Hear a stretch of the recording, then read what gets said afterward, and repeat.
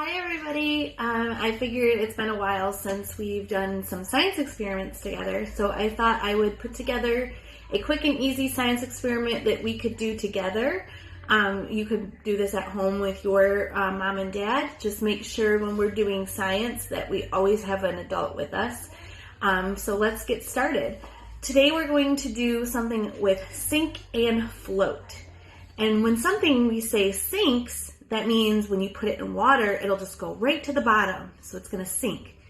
If it floats, when we put it in water, it'll just stay on the top of the water. So I got some things here. I got a bowl of water, and I got an Easter egg, a pencil, a baseball, a fork, a Q-tip, and a screwdriver. And what I'm going to do is I'm going to put them into the water one by one, and you can guess at home what you think, is it going to sink or float? And then when we're done, you can maybe do your own experiment at home with things that you can find around the house.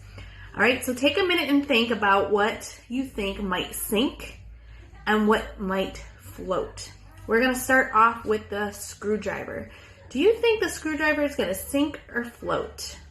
All right, I'm going to put it in the water and we're going to see what happens, okay?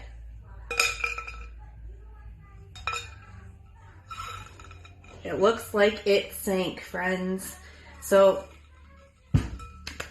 round of applause if you got that one right. All right, let's see.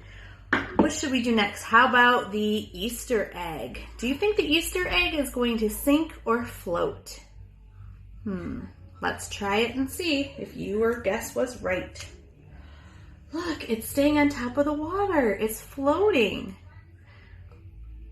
Maybe if you have an Easter egg at home, you can try it and maybe try putting something inside and see if it still floats. That's something else you could do. All right, next is the Q-tip. I'm going to put the Q-tip in the water and we'll see what happens. Do you think it's going to sink or float? Looks like it's floating. Were you right about that one? All right, good job if you were. All right, next we're going to try the pencil. Take a minute and think. Do you think the pencil is going to sink or float? All right, let's see if you're right. Oh, it looks like it's floating. Wow, look at that. Were you right on that one?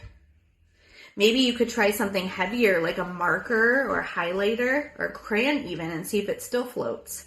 All right, next I got this little kid's fork. It's my daughter's. We're going to try that. What do you think? Is it going to sink or float?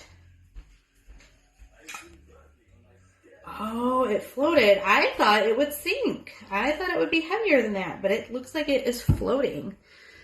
Were you right? Good job. All right, and our last thing we're going to try is this baseball. Let's see what happens when we put the baseball in water. Now, the baseball is really heavy. Do you think it's going to sink or float?